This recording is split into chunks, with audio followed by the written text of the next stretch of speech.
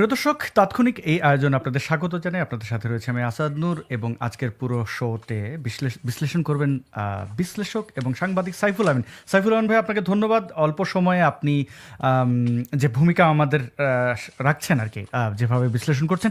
আমরা যদি প্রসঙ্গে চলে যাই, শেখ হাসিনা আতঙ্কে জামাত বিএনপি কিনা, এটি রেখেছি প্রশ্ন। এর কারণ শেখ হাসিনা আজকে সংবাদ সম্মেলন করেছেন। পরে আমরা বাংলাদেশে দেখলাম, বা এই আয়োজন চলাকালীন সময় বাংলাদেশে ব্যাপক বিএনপি জামাত শিবিরে ব্যাপক আতঙ্ক দেখলাম, তাদের লেজে গোবর অবস্থা দেখলাম। এই প্রথম দেখলাম প্রেসিডেন্টের সামনে মব হতে। সেই বিষয়ে আমরা যাচ্ছি। শেখ হাসিনার এই বক্তব্য প্রসঙ্গে আপনি কি বলবেন? শেখ হাসিনার এখানে যে কত তিনটা তিনটা বিষয় বা চারটা বিষয় যদি আপনি সামনে নিয়ে আসেন, সেটা হলো, একটা হলো যারা সন্দেহ করছিল যে শেখ হাসিনা লাইভে আসবেন না, হ্যাঁ, যারা সন্দেহ করছিল তাদের সন্দেহকে উনি উড়াই দিচ্ছেন। She was real live. আপনি সুলতানার প্রশ্নটা যদি দেখেন, সুলতানার প্রশ্নের উত্তরে যে সজীব মনে করেছিল তাকে উত্তর দিতে হবে, কিন্তু শেখ হাসিনা কিন্তু ব্যাক করে এসে কিন্তু উত্তর দিয়েছেন। সো এইটা একদম কনফার্ম যে শি ওয়াজ লাইভ। এটা এখন বলতে পারেন যে তিনি ভিডিও লাইভে ছিলেন না কেন, উনি তো, কিন্তু উনি লাইভে ছিলেন, তো উনি তো ওনার ভার্চুয়াল অ্যাপিয়ারেন্স তো ঠিক ছিল। সো ইট ইজ, এখন এটা নিশ্চিত যে শেখ হাসিনা ওখানে লাইভে থাকবেন না বলে বলছিল, সেটা কনফিউশন ক্লিয়ার। সে বাংলাদেশ থেকে আশা করা হয়েছিল ভারত এইটাতে বাধা দিবে, ভারত দেয় নাই। ভারত এটাকে মনে করেছে যে এটা একটা প্রাইভেট অ্যাফেয়ার্স, উনি ওনার প্রাইভেট অ্যাফেয়ার্স, ওনার বক্তব্য। তো ওখানে আরও একটা জিনিস আপনি যদি বলেন যে শেখ হাসিনা কেন লাইভ ছিল, এটা প্রমাণটা কিন্তু আপনি যদি শেখ হাসিনা তার ভাই সম্পর্কে উনি কথা বলার পর অনেকে বলছেন যে উনি অপ্রস্তুত ছিলেন, উনি আমি দেখেছি কমেন্ট কয়েকটা যে উনি প্রস্তুত ছিলেন না। আসলে ঘটনাটা তা না, কিন্তু উনি প্রস্তুত ছিলেন। কিন্তু উনি ওনার ভাইয়ের আজকে জন্মদিন, ছোট ভাইয়ের জন্মদিন, শেখ কামালের আজকে জন্মদিন। সে জন্মদিনের কথা বলতে ভাইয়ের কথা উচ্চারণ করতে গিয়ে তিনি অলমোস্ট গলাটা ভারী হয়ে আসছিল, গলাটা ভেঙে আসছিল, মনে হচ্ছিল ওনার কান্না পেয়েছিল এরকম। সো এইটাতে প্রুভ হয়, আপনার একটা জায়গায় কনফার্ম করলে এটা হলো ইট ওয়াজ লাইভ। ওকে, দুই নম্বর জিনিসটা, উনি যে উদ্দেশ্যে এটা করেছেন, উদ্দেশ্যটা কিন্তু আমি আপনাকে বলি, উদ্দেশ্য প্রথম থেকে আমার ধারণায় ছিল যে এটা আসলে ইন্টারন্যাশনাল কমিউনিটির কাছে উনি পৌঁছানোর জন্য, ইন্টারন্যাশনাল কমিউনিটির কাছে ওনার অ্যাপিলটা পৌঁছানোর জন্য, বা ইন্টারন্যাশনাল কমিউনিটিকে জানানো যে আমি যাচ্ছি, বা বাংলাদেশের এই পরিস্থিতি, বাংলাদেশের এই পরিস্থিতি থেকে বাংলাদেশকে মুক্ত করার জন্য, জনগণের পাশে দাঁড়ানোর জন্য আমি যাচ্ছি, এটা ইন্টারন্যাশনাল কমিউনিটির কাছে জানানো। প্লাস ইন্টারন্যাশনাল কমিউনিটিকে তার মুখ থেকে অফিসিয়াল ইন্টারন্যাশনাল কমিউনিটিকে জানানো যে বাংলাদেশের পরিস্থিতিটা এই। তো তিনি সেটাতে, আপনি ইন্টারন্যাশনাল কমিউনিটিতে কতটা সাড়া ফেলবে সেটা আমি জানি না, কিন্তু ইন্টারন্যাশনাল কমিউনিটির মধ্যে মিডিয়া একটা বড় ফ্যাক্টর, যে মিডিয়া ইনফ্লুয়েন্স করে, সেই মিডিয়ার উপস্থিতি আপনি নিশ্চয়ই দেখতে পেয়েছেন। রুমের ভিতরে কোনো জায়গা ছিল না, হ্যাঁ, এমন কোনো স্প্যানিশ টিভি পর্যন্ত ছিল, এমন কোনো নিউজ চ্যানেল ইন্টারন্যাশনাল যারা ওখানে ছিল না। এবং অলরেডি ইন্টারন্যাশনাল কাভারেজ আপনি যদি দেখেন, বিভিন্ন রয়টার্স এই সেই সবাই কিন্তু এটা কাভার করেছে, সবাই অলরেডি, মানে প্রাইমারি রিপোর্ট সবাই কিন্তু দিয়ে ফেলছে, অনেক পত্রিকাও কিন্তু রিপোর্ট করে ফেলছে, ঠিক আছে, অনেকে বিভিন্ন এজেন্সি থেকে নিয়ে রিপোর্ট করছে। সো এইটা কিন্তু ইন্টারন্যাশনালি কাভার্ড। তো যেই উদ্দেশ্য করা হয়েছে, সেই ইন্টারন্যাশনাল দৃষ্টি আকর্ষণ করার জন্য যেটা করা হয়েছে, সেটা কিন্তু সফল হয়েছে। তো শেখ হাসিনার দুটো জিনিস এখানে, আরেকটা জিনিস হলো ওনার দেশে ফেরার ব্যাপারটা। দেশে ফেরারটা উনি কিন্তু এখন আর কনফিউশন নাই, কেউ এখন বলতে পারবে না এটা আগস্টে হবে না, সেপ্টেম্বরে হবে না, অক্টোবরে। উনি কিন্তু স্পেসিফিকলি উনি উত্তর দিয়ে বলেছেন যে বিজয় দিবস আমাদের মাস, কি বলে, আমাদের ডিসেম্বর আমাদের বিজয়ের মাস, সেই বিজয়ের মাসে আমি ফিরছি। এখন এইটা নিয়ে এখন আবার দেখবেন যে আরেকটা আলোচনা হবে, উনি তাহলে কত তারিখে ফিরছেন। তো সেইটাও আপনি এজিউম করেন, বিজয়ের মাস যেতে উনি উল্লেখ করেছেন, সেখানে উনি কি বলে, 16 তারিখ আমাদের বিজয়ের দিন, সেই দিন হয়তো হইতে পারে। আরেকটা জিনিস যে লাইভ নিয়ে যে কোশ্চেনগুলো, ওনার যে লাইভে 9 উনি দেখেন, একজন ভারতীয় সাংবাদিক, আমি এক্স্যাক্টলি ওনার নামটা মনে নাই, আমি লাইভে দেখছি, তিনি প্রশ্ন করেছেন যে আপনার তো পারিবারিক একটা ঐতিহ্য আছে যে আপনি দরগাগুলিতে যান, আপনার দরগা কোনো কিছু শুরু করার আগে দরগায় যান, আপনি কি নিজামুদ্দিন আউলিয়া, তো আপনার বাবাও এই দরগায় আসছে, আপনার ঐতিহ্য আছে যে আপনি নিজামুদ্দিন আউলিয়ার দরগায় যাবেন কিনা। সেখানে কিন্তু উত্তর দিয়েছেন তিনি, উত্তর দিয়েছেন হ্যাঁ, উনি যখন যাবেন তখন যেখানে যেখানে তার যাওয়া দরকার সেখানে সেখানে উনি যাবেন। তার মানে কি, আপনি পুরাটাই কিন্তু লাইভে ছিল। এটার মধ্যে আর এখন কনফিউশন করার, এই যে এখনো অনেকে কনফিউশন, উনি লাইভে ছিলেন কি ছিলেন না, রেকর্ডেড কি রেকর্ডেড না। সো তিনটা পারপাস ওনার সার্ভ হয়েছে। একটা হলো উনি ওনার সময়টা উনি জানিয়ে দিয়েছেন, আরেকটা পারপাস হলো উনি ইন্টারন্যাশনাল কমিউনিটির দৃষ্টি আকর্ষণ করেছেন, আরেকটা পারপাস ছিল যে তিনি আসলে লাইভে কথা বলছেন। তিনটা পারপাস ওনার সার্ভ হয়েছে। আরেকটা জিনিস যেটা হলো, ইট ওয়াজ রিয়েলি, আপনি যে কথাটা উঠাইছেন যে শেখ হাসিনা যে একটা ফ্রেজ বলেছেন, যে ফ্রেজটা যদি বাংলায় যদি আপনি যদি আসে, বাংলায় যদি করেন, সেটা কিন্তু দুর্দান্ত একটা phrase. Save save to save Bangladesh, I will return to people, আমি জনগণের কাছে যাব। হ্যাঁ, আই বিলিভ ইন দ্যাম, আমি তাদেরকে বিশ্বাস করি। আই লাভ দ্যাম, আমি তাদেরকে ভালোবাসি। I will return to them, আমি তাদের কাছে ফিরে যাব। দিস ইজ, যদি এইটাকে স্লোগান হয়, এখন কিন্তু স্লোগান হয়ে যেতে পারে এটা। হ্যাঁ, এখন কিন্তু এটা একটা ফ্রেজ আকারে এটা কিন্তু অনেক প্রচলিত হবে, যে ইংরেজিটাই এত সুন্দর, বাংলাটা ইয়ে করছে যে I will return to people, I believe in them, I love them, I will return to them. Right. Saiful Rahman ভাই, আমাদের সময় স্বল্পতার কারণে কিছু জিনিস একটু স্পষ্টভাবে জানি। তাছাড়া আমি আমি ওই ওই আপনার শেখ হাসিনা যে বলেছেন সেটা একটু দেখি। হ্যাঁ, I believe them, I trust them and I love them, I will return to them. আচ্ছা, এটার সাইফুল রহমান ভাই, সাকিব আল হাসানকে আমি কিন্তু মনে করতাম এতদিন লোভী, মানে স্বার্থপর, লোভী, এবং পলিটিক্সে এসেছে তার নিজের আখের গোটানোর জন্য। কিন্তু সাকিব আল হাসানের এই সময় যে ভূমিকাটা ছিল, তার পেজ থেকে এটি মানে সাকিব আল হাসান যেখানে এত কোটি টাকার স্পন্সর কোনো ইয়ে থাকলে সেই ভিডিও তিনি আপলোড করার ক্ষেত্রে অনেক কার্পণ্য দেখা যায়, কিন্তু আওয়ামী লীগের প্রতি তার ডেডিকেশন কিন্তু এটা স্পষ্ট করে যে তিনি আসলেই এটা এখন তো দুঃসময় তিনি কেন আছেন। আর যে রাজনৈতিক মতাদর্শই হোক না কেন, দলের দুঃসময় বা সুসময় পাশে থাকাটা অনেক কিছু মিন করে। আমরা দেখলাম আজকে তার বাড়িতে কিন্তু ককটেল হামলা হয়েছে, সাকিব আল হাসানের বাড়িতে ককটেল হামলা হয়েছে। কেন? তিনি রাজনৈতিক তার কোনো একটা অনুষ্ঠানে তিনি থাকবেন, এটা হচ্ছে রাগ। এই জিনিসটা কিভাবে দেখছেন সংক্ষেপে যদি বলতেন, তারপরে আমরা একটু যে প্রেসিডেন্টের সামনে মব হয়েছে সেটা একটু বোঝার চেষ্টা করব। অমানুষের দল ইকো হচ্ছে। আমি দুঃখিত। জি, সাইফুল আলম ভাই। অমানুষের দল অমানুষের মতো আচরণ করবে, এটি তো স্বাভাবিক। অমানুষের দল তাদের নিজের অধিকারের কথা, তারা কিন্তু আপনারা গালি দিতে পারবে, কিন্তু আপনি তারা গালি দেওয়ার তো দূরে কথা, আপনি গালি দেওয়ার প্রতিবাদ করলে আপনার উপর হামলা হবে। এটা তো অমানুষের কাজ, সেটাই চলতেছে বাংলাদেশে। এবং এটা তো ধরেন আজকে 2 বছর ধরে শেখ হাসিনা সেই অন্ধকার সময়ের কথা বলছে। শেখ হাসিনা সেখানে বলছেন যে আমার দেশ আজকে একটা কারাগারে পরিণত হয়েছে, আমার দেশের মানুষ নির্যাতিত হচ্ছে। এই কথা, এই যেটা আজকে যদি সাকিবের বাড়িতে এটা হয়ে থাকে, তা শেখ হাসিনা এই বর্ণনাটাই দিচ্ছেন। এবং এই অমানুষের দল সে কাজটাই করছে। এবং ইন্টারন্যাশনালি কিন্তু এটা সামনে আসবে। সাকিব আল হাসান, এই আর যাই হোক, আপনি সাকিব আল হাসানের বাড়িতে, মাশরাফির বাড়িতে হামলার পরে কি পরিমাণ ইন্টারন্যাশনাল আপ্রোর হয়েছিল, সমস্ত ক্রিকেট অনুরাগীরা কিন্তু এতে ইনভলভ হয়েছে। আজকে সাকিব আল হাসানের কি কারণে সাকিব আল হাসান কোথাও যেতে পারবে না? ওরা সব জায়গায় যেতে পারবে, কিন্তু সাকিব আল হাসান যেতে পারবে না। রাইট। সাইফুল ভাই, আমাদের দর্শকরা কিন্তু কমেন্ট করছেন, মাগুরার যদি কেউ থেকে থাকেন, প্রত্যক্ষদর্শী কেউ থেকে থাকেন, আপনার কমেন্ট জরুরি। আপনারা যারা জানেন, আমি ভিডিও ফুটেজ যেটা দেখলাম তাতে আমার মিথ্যা মনে হয়নি, সাকিব আল হাসানের বাড়িতে এটা ইয়ে হয়েছে। তো আমরা একটু এখন বঙ্গভব মানে কি বলে প্রেসিডেন্টের সামনে যে মব হয়েছে সেটা একটু দেখি। সাইফুল ভাই, এটা খুবই ইন্টারেস্টিং। আমি বাংলাদেশে কখনো এরকম ঘটনা ঘটেছে বলে আমার জানা নেই, আমরা একটু দেখি। আপনারা প্লিজ শান্ত হয়ে বসুন। আপনাদের বক্তব্য আমরা মনোযোগ দিয়ে শুনবো। আপনাদের কোনো অভিযোগ থাকলে সেটাও আমরা শুনবো এবং সকল অভিযোগ আমরা অ্যাড্রেস করব। আপনারা একটু বসুন। এই ভাই, এই প্লিজ, আপনারা কি নিজেদের জাহির করার জন্য আসছে, ডকুমেন্টারি দেখানোর জন্য আসছে? কি করছেন আপনারা? শহীদদের জন্য আপনারা কি করছেন? আপনারা শহীদ পরিবারদের জন্য কি করেছেন? কিছুই করেন নাই আপনারা।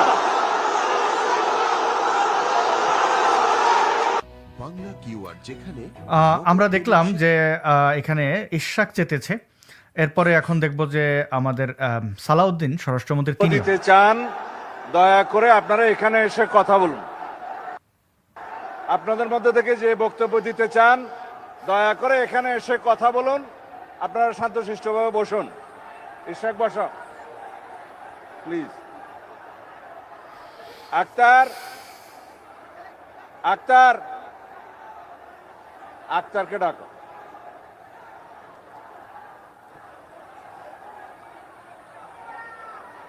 আপনারা বসুন, আপনাদের নাম প্রদান করলে আপনাদের নাম যে ঘোষণা কেউ করা এখানে হবে। এসে বক্তব্য দিতে পারেন। আপনাদের কি বক্তব্য আপনারা শুনবো, আপনারা বলুন, আমরা শুনবো, কিন্তু শান্তশিষ্টভাবে বসুন দয়া করে।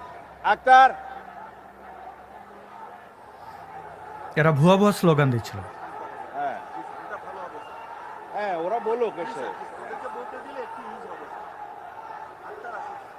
আক্তার, আক্তারকে ডাক, আক্তারকে ডেকে দাও।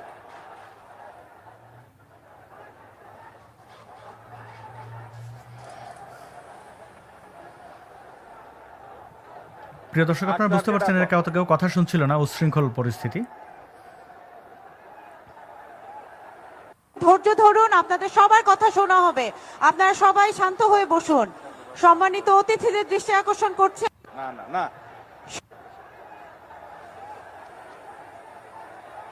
দায়িত্বরত ব্যক্তিরা বলছিলেন যে এনসিপি রেগুলার আগে ঘাট ধাক্কা ধরে বের করবে কিনা। সম্মানিত না না না না না, স্যার এগুলোকে নিয়ে যাবো বাইরে, মানে সবাই শান্ত হয়ে বসুন। আক্তারকে সবাই আমরা দেখবো এখানে মারামারি হয়েছে, দেখুন। সম্মানিত অতিথিদের বলছি, আপনারা সবাই নিজ নিজ আসনে আসন গ্রহণ করুন। আমাদের অনুষ্ঠানটি আক্তারকে এখানে নিয়ে সম্পন্ন আসো। করার জন্য আমাদেরকে সহযোগিতা করুন। মারামারি হাতাহাতি এগুলো ঘটেছে এবং দেখি এখানে কি আমরা বলে। সম্মান করতে চাই, কাউকে অপমান করার চেষ্টা চাই না। এখানে বক্তব্য দেওয়ার সময় কেউ বুয়া বুয়া বলে চিৎকার করে, রাষ্ট্রীয় অনুষ্ঠানে কি এগুলো মানায়? কবে আমরা শিখব? ভাই, আমরা তো জনগণের ভোট নিয়ে এখানে এসেছি, জনগণের নির্বাচিত প্রতিনিধি আমরা, হাওয়ার থেকে উড়ে এসে বসি নাই এখানে। সুতরাং এই সরকার নির্বাচিত একটি সরকার, এটুকু শ্রদ্ধা সম্মান প্রাপ্য। ভুল তো আমরা করি, আরো হয়তো সামনে আরো ভুল করব, সেই ভুল করলে তার জন্য মাসুল। সকালে অনুষ্ঠান সম্মান দেখিয়ে আমরা দেখলাম যে হতাশ প্রেসিডেন্ট, ভারপ্রাপ্ত প্রেসিডেন্ট, এবং এই যে ঘটনা, মব হয়ে গেল প্রেসিডেন্টের সামনে এবং বিদেশি মানে কূটনীতিক যারা ছিলেন তারা পালিয়ে গেছেন ভয়ে। এবং এই জিনিসটা ঘটালো কে? জামাত বিএনপি, জামাত এনসিপি, যারা তারেক জিয়ার ফ্রেন্ড, মিলেমিশেই তো সরকার এক প্রকার। তো এ থেকে কি পেলেন? এবং তারেক জিয়া তাদের ক্রেডিট চুরি করে ফেললো, অর্থাৎ তারেক জিয়া নাকি এক দফা এটা বলার পরে তারা চেতেছে। এখন কথা হচ্ছে যে যেই বিএনপি 1971-এর মহান মুক্তিযুদ্ধের স্বাধীনতার ঘোষণা সেটাও চুরি করেছে। জিয়া রহমান নিজে যেটা দাবি করেন নাই কোনোদিন, জিয়া রহমান নিজে বলেছেন on behalf of Bangabandhu Sheikh Mujibur Rahman. তো এরা কি ভালো হবে না? মানে ব্যাপারটা কি? না, একটা জিনিস দেখেন, বলতেই হয় যে বিএনপি ঘোষকের চুরিতে মানে সিদ্ধহস্ত, এটা প্রমাণিত হইল। কারণ একটা ঘোষক, স্বাধীনতার ঘোষক, এটাও চুরি করছে। এখন আবার এইটার ঘোষক এটাও চুরি করতেছে। এখন এটা তো ভাই, এটা সত্য কথা যে জঙ্গিদের উত্থানের এই ঘোষণাটা, 5 তারিখের এই ঘোষণাটা কিন্তু নাহিদ কিন্তু শহীদ মিনারে দিচ্ছে, এটা কিন্তু সবাই দেখছে। এটা তো লাইভ হয়েছে। এখানে তো তারেক রহমান তখনও ফিউজিটিভ, তিনি তখনও লুকায়িত, পলাতক।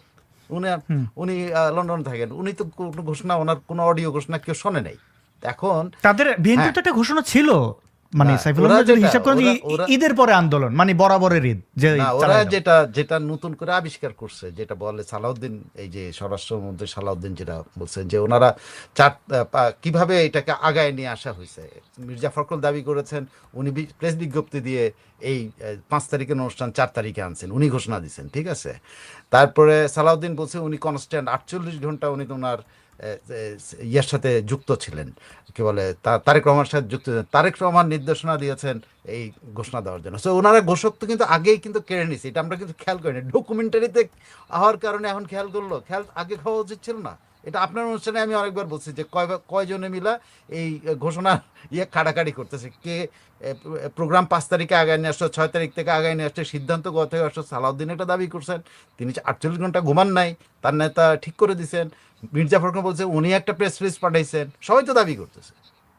তো এটা তো আসলে ঘোষক বিএনপি ঘোষক হইতে চায় সব কিছুতে। বিএনপি পরিকল্পনায় থাকতে চায় না কোনো কিছুতে, কোনো আন্দোলন করতে চায় না, শুধু ঘোষণা দিতে চায়।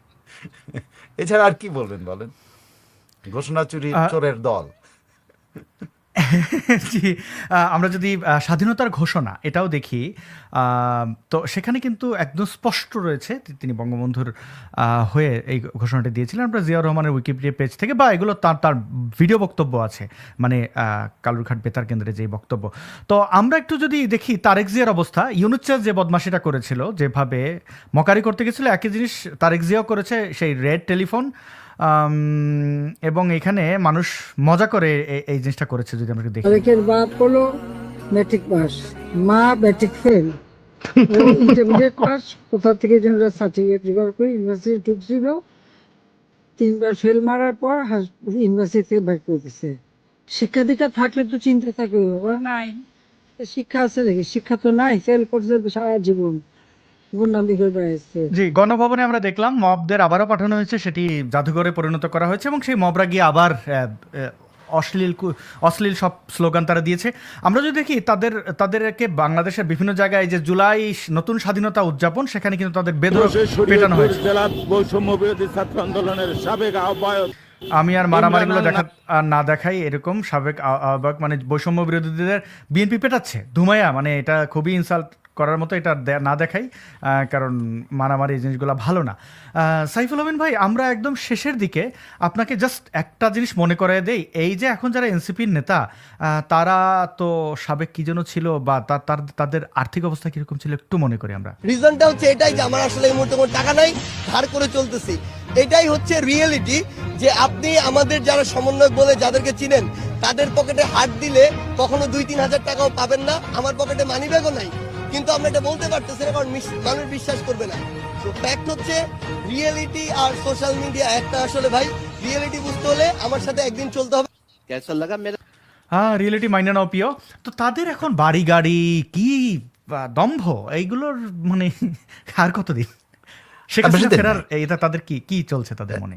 এটা তো আপনি তো দেখছেন, আপনি তো বলছেন যে সবাই লাইভে দেখছে, বলছেন না আপনি নাকি? আপনি এর আগের অনুষ্ঠান দেখছেন, সবাই, তারেক রহমানও লাইভে ছিল, ইউনুস সেন্টার লাইভে ছিল, বিভিন্ন জায়গা থেকে ওরা কি করছে, যেখানে যেখানে তাদেরকে খুঁজতে পারবে না পোলাপাইন, যে আওয়ামী লীগের ছেলেরা খুঁজতে পারবে না, সেসব জায়গা থেকে লাইভে গেছে। কিন্তু আওয়ামী লীগের পোলাপাইন ঠিকই খুঁজে বাইর করে কিন্তু ফটো কি যেন বলে ওটা স্ক্রিনশট নিয়ে রেখে দিচ্ছে। স্ক্রিনশট নিয়ে, হ্যাঁ সবাই, ইউনুস সেন্টারও ছিল, তার মানে ইউনুসও ছিল, কোনো না কোনো লাইভের ভিতরে তারা ঢুকে পড়ছে। এখন যেটাই হোক, এদের এদের এদের যে জুলাই যে ঝুলে গেছে, এটা আর কোনো ইয়ে নেই। এখন ওরা, আপনি দেখছেন যে একজন আয়াস না ফায়াস ওরে কি পরিমাণ সাপের মতো করে পিটাইছে, একদম ওর কাপড় ভিজে গেছে, এমন পিটান পিটাইছে, কাপড় ভিজায় ফেলছে সে। যদিও সে আর অন্যদের সেও পিটাইছে, কিন্তু তাদের তো মোটামুটি সাপের মতো পিটাইছে। তো এই যে পিটানিটা তো আপনার শুরু, এটা শুরু। এটা 2 বছরের মাথায় এই বয়ান আসবে, কল্পনা করতে পারছে? 2 মাসের মাথায়, 2 বছরের মাথায় এটা আসবে, এবং এই জুলাই মাসে তাদেরকে পিটানো হচ্ছে। এবার বলেন জুলাইয়ের পর অগাস্টে যাই কি হবে, মানে এই জুলাই অগাস্ট, যেটা তারা 36 জুলাই, সে 36 জুলাই তো তাদেরকে পিটানো হইলো। যে 36 জুলাই হলো তাদের বিজয় দিবসে তারা রাষ্ট্রপতির সামনে যায়, ওখানে ধাক্কার শিকার দিচ্ছে, বাইর করে দিচ্ছে। জি, অনেক ধন্যবাদ সাইফুল আলম ভাই, আপনার সময় স্বল্পতা, আপনি আমাকে সময় নির্ধারণ করে দিয়েছিলেন। আপনি যদি চান তাহলে লিভ নিতে পারেন। আমি একটা ভিডিও দেখাবো দর্শকদেরকে, একটা লোকের আমার খোঁজ দরকার, সেই লোকটা হচ্ছে এটা, আমি দেখাচ্ছি কি করেছে। প্রিয় দর্শক, আপনারা ছিলেন, সাইফুল আমিন ভাই আমাদেরকে সময় দিয়ে, আপনার যদি 1-2 কথা থাকে, শেষ কোনো বক্তব্য। সবাইকে শুভেচ্ছা আজকের দিনের মতো, যে যেখানে আছেন সেখানকার শুভেচ্ছা। আর যথারীতি যেগুলো বলি, হ্যাকলিং করেন, এই যেগুলো এই জুলাইতে চলতেছে, এদের উপরে এটাই মানে মারধর করেন না, গায়ে হাত তোলেন না, বাট হ্যাকলিং করার জন্য আবেদন জানাই। আর হলো ইউনুসকে যে কোনো জায়গাতে ওর সমস্ত প্রোডাক্ট বর্জন করেন। সবাইকে ধন্যবাদ। আমি আবার একটু পরে আমার সাইফুল স্টুডিওতে একটা লাইভে আসবো, সেটার জন্য একটু আপনাদের ছুটি নিচ্ছি। ধন্যবাদ। জি, অনেক ধন্যবাদ সাইফুল আলম ভাই, আপনি আমাদের সময় দিয়েছেন। প্রিয় দর্শক, আপনারা যে যেখান থেকে দেখছিলেন, কমেন্ট করছিলেন, বক্তব্যটা হচ্ছে যে শেখ হাসিনার ব্যাপারে আমার অবস্থান কি? আমার অবস্থান হচ্ছে তিনি বাংলাদেশের নাগরিক, শেখ হাসিনা যা, তসলিমা নাসরিনও তাই। যদি কোনো অপরাধ করে থাকেন, দেশে এসে তিনি রাজনীতি করবেন, তিনি তার এই স্বাধীনতাটুকু রয়েছে, তাকে যদি জোর করে আপনারা সরিয়ে দিতে চান বা তাকে নিয়ে অশ্লীল অশ্রাব্য কথাবার্তা বলেন, তাহলে সেটা কোনোভাবেই মানা যায় না। আমরা দেখলাম তার বিরুদ্ধে যে রায় হয়েছে, সেই রায় তো কোনোভাবেই ফেয়ার না, বরং প্রহসন। তিনি তার আইনজীবী পর্যন্ত সেখানে নিয়োগ করতে পারেনি। তো এইভাবে এটা তো মানে মব রাজ্য কায়েম করতে দেয়া যাবে না। তাই আমি চাই তিনি বাংলাদেশে ফিরুন এবং তার ব্যাপারে সুষ্ঠু তদন্ত হোক। তিনি যদি জুলাই আগস্টে হত্যার হুমকি দিয়ে থাকেন, মানে নির্দেশনা দিয়ে থাকেন, তাহলে নিশ্চয়ই বাংলাদেশে তার সাজা হবে। কিন্তু তাকে বাংলাদেশের বাইরে রেখে তার দলের কর্মীদের ঘরছাড়া করে আপনারা এটা কি প্রমাণ করতে চান? আমি তো অসংখ্য মানুষকে চিনি যারা নিরপরাধ, তাদেরকে বাড়ি ছাড়া হয়ে থাকতে হয়েছে শুধুমাত্র আওয়ামী লীগ সমর্থন করেন এই অপরাধে। যদি আওয়ামী লীগ সমর্থন করা অপরাধ হয়, তাহলে এই বাংলাদেশের নামটা পাল্টান, জাতীয় সঙ্গীত, জাতীয় পতাকা পাল্টান, কারণ এই স্বাধীনতা তো আওয়ামী লীগের হাত ধরে এসেছে। হ্যাঁ, আপনি বলতে পারেন যে আওয়ামী লীগের হাত ধরে এসেছে, তাতে কি হয়েছে? তো একই কথা, আওয়ামী লীগের কিছু লোক অপরাধ করেছে, অবশ্যই আওয়ামী লীগের সময়কাল ভালো ছিল না, কিন্তু আপনারা তাদেরকে এই দেশ থেকে মুছে দেবেন, এই দেশে কোথাও দাঁড়াতে দেবেন না, এইটা তো মামুর বাড়ির আবদার, এটা তো হতে দেওয়া যাবে না। এইবার আমি দেখাই, প্রিয় বন্ধুগণ, আমাকে একটু হেল্প করবেন, আমি আপনাদের কাছ থেকে হেল্প চাই। হেল্পটা হচ্ছে, আমি এখন একটি ভিডিও দেখাবো, যেই ভিডিওতে ভয়ঙ্কর এক ব্যক্তি, এই যে দাড়িওয়ালা, তার সন্ধান আমি চাই। শেখ হাসিনা একজন নারী, সেই নারীর ব্যাপারে কি আচরণ করেছে এটার জন্য আমার তার সন্ধান লাগবে, মবের জন্য না, তার বিচার হতে হবে। এবং সে কোন পরিবারের, কি তার পরিচয়, এটি আমি জানতে চাই। আপনারা যারা যদি তাকে চিনে থাকেন আমাকে জানাবেন, আমাকে জানানো খুব সহজ। আমার ইমেল অ্যাড্রেস হচ্ছে যে info.asadnoor@gmail.com। আমি চেষ্টা করছি সেই ইমেলটি আপনাদের দেখানোর জন্য। ইয়েস, ইমেল হচ্ছে আপনারা দেখতে পাচ্ছেন info.asadnoor@gmail.com। আপনারা এই ছেলেটির পরিচয় আমাকে জানাবেন। ছেলেটি কি করেছে একটু দেখাই। যদি আমার বয়োজ্যেষ্ঠ কেউ থেকে থাকেন বা আপনারা যদি পরিবারের সাথে বসে এই ভিডিওটি এখন দেখে থাকেন, আমার মনে হবে যে একটু আলাদা করে দেখুন। কারণ এই এনসিপির গুন্ডা, জুলাই জঙ্গি কেন বলি, কারণ এদের তো মা বোন নেই। এরা যা কিছু করে সেটা কোনোভাবে সামাজিকভাবে এই সব নিয়ে চর্চাও করা যায় না। হাদির বক্তব্য নিশ্চয়ই শুনেছেন। আমি আরও বেশ কিছু আজকে একটি ভিডিও আপলোড করেছি যেখানে আমি সেই ভিডিওটা দেখাচ্ছি, কিন্তু এখানে দেখুন সে কী আচরণ করেছে। আমি ভিডিওটি প্লে করার চেষ্টা করছি। এটা আল্লাহ আপা আপা কামব্যাক করছে। আপনাকে নিয়ে আসলাম ভারত থেকে। কই নিয়ে যাচ্ছ? আয় হায় ইন্না লিল্লাহ আস্তাগফিরুল্লাহ। কি করলা এটা? আমি কিভাবে বোঝাই, ব্ল্যাঙ্ক হয়ে গেছিল। সে খুবই অশালীন একটি কাজ করেছে, বুঝতে। আচ্ছা দেখেন, ইন্না লিল্লাহ আস্তাগফিরুল্লাহ। মানে তার নানির দাদির বয়সী একজন নারীকে তার, নিশ্চয় আপনারা বুঝতে পেরেছেন। তো এই ছেলেটির সন্ধান আমি চাই, তার ব্যাপারে আসলেই মামলা হওয়া উচিত। এইভাবে এটা এটা এটা যে কোনো মানে এটা যদি কেউ খালেদা জিয়ার ব্যাপারে করে, আমার একই মন্তব্য। এই একই কাজ যখন তারেক জিয়ার মেয়েকে নিয়ে করেছিল, আমি কিন্তু তার সমালোচনা করেছি, প্রতিবাদ করেছি।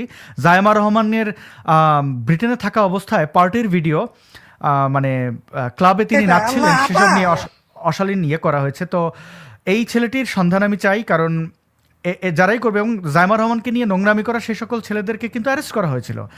তো কেন করবে না? আর রাজনীতিতে যদি এরকম পরিবেশ তৈরি হয় তাহলে তো আওয়ামী লীগের লোকজন এনসিপির নেত্রীদের নিয়ে এরকম করবে।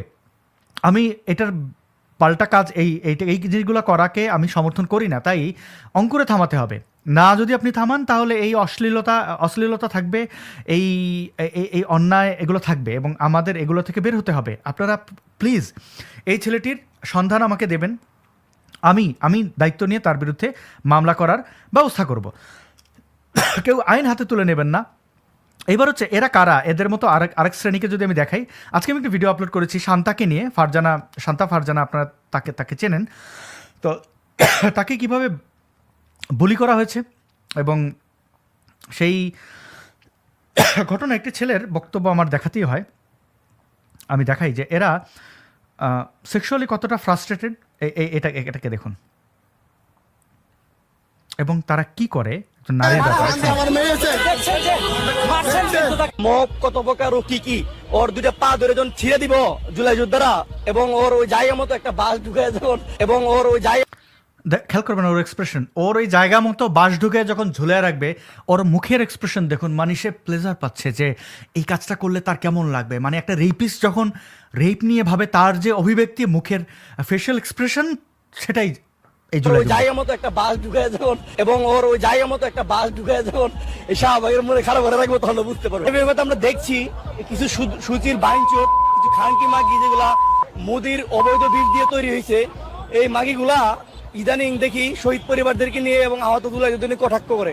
একটা আছে ওর নামে আজকে আমরা মামলা দিয়েছি। আমরা আজকে 3 জন কুত্তালিক, খনিলিক, বাস্টার্ড, অবৈধ পতিতার নামে মামলা দিয়েছি, এবং এই 3টা পতিতার জন্য শাহবাগ মোড়ে একটা রুম রেডি করতেছি।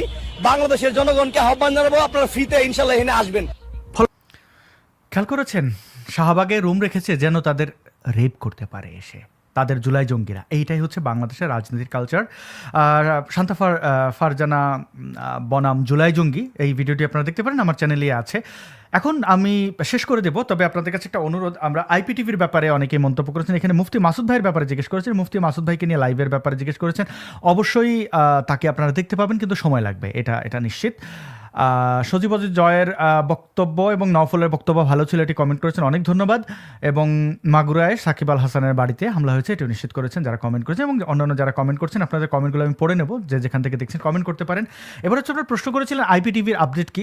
আইপিটিভিতে ইংরেজিতে ভিডিও আপলোড হবে সেটা আপনারা জানেন। ছোট ছোট ভিডিও প্রতিদিন অন্ততপক্ষে 2টো, এবং আমরা প্রায় 4-5 জন মিলে এটা ন্যারেট করব। এই টেলিভিশনটা রেজিস্টার করা হবে কানাডায়, এবং রেজিস্ট্রেশন ফি এখনও ওঠেনি। আপনারা যদি দেখে থাকেন ফান্ড রাইজিং এটাতে, যে গোফান্ডমিতে, এখানে প্রায় 77%, এবং আরও যারা পেপালে ডোনেট করেছেন বা কন্ট্রিবিউট করেছেন সেটা মিলিয়ে প্রায় ধরতে পারেন 85% উঠেছে। আরও বাকি আপনারা যদি কন্ট্রিবিউট করেন তাহলে আমরা এটিকে খুব দ্রুত রেজিস্টার করে ফেলতে পারবো। রেজিস্টার মিনস আইনিভাবে রেজিস্ট্রেশন, নামটা খুব জরুরি, এবং তারপরে সেই অনুযায়ী ওয়েবসাইট আমরা রান করে ফেলবো খুব দ্রুত, এবং তারপরে অন্যান্য ইকুইপমেন্ট। এইখানে আপনাদের সাপোর্ট লাগবে। আপনারা যত দ্রুত আমাদের পাশে থাকবেন তত দ্রুত আমরা ইংরেজি প্ল্যাটফর্মটিকে দাঁড় করাতে পারবো। নওফলের বক্তব্য আজকে যখন শুনছিলাম, কি ভালো লাগে না? আপনি আন্তর্জাতিক পরিমণ্ডলে যখন আপনি আপনার ঘটনাগুলো তাদের ভাষায় তুলে ধরতে পারবেন। বাংলায় বললে তো আর তাদের এত টাকা পড়ে নেই, তারা ট্রান্সলেট করবে।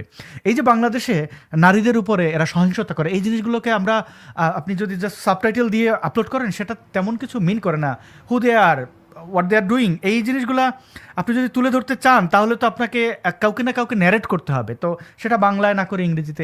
এখান থেকে আইপিটিভির উদ্যোগ, এবং আপনারা আশা করি পাশে থাকবেন। এই আইপিটিভির ইনিশিয়েটিভটা কীভাবে, এটা ডেসক্রিপশনে লিঙ্ক দেওয়া থাকবে, আপনারা দেখতে পারেন, কমেন্টে পিন করা থাকবে। আমি আপনাদের কাছ থেকে বিদায় চাইছি, আজকে এখানেই শেষ করে দিই। আপনারা অনেক ভালো থাকবেন। এই লাইভটি সম্পর্কে আপনাদের কোনো মতামত থাকলে সেটা কমেন্ট করে জানাতে পারেন। যেখান থেকে দেখছিলেন আপনাদের যার সময় অনুযায়ী শুভ সময়। আরও কিছু কমেন্ট না বলে না, বাংলাদেশ থেকে কোনো পেমেন্ট গেটওয়ে নাই, বিকাশ বা আমার কোনো ব্যাঙ্ক অ্যাকাউন্ট বাংলাদেশে নাই, ফলে এটা খুব টাফ। তবে আপনারা ইমেল করতে পারেন, আমি চেষ্টা করব। বাংলাদেশ বা ভারত থেকে যদি কেউ কন্ট্রিবিউট করতে চান তাহলে আপনার সেটা কী করে সহজ করা যায়। অনেক অনেক ভালোবাসা, এবং একসাথে আমরা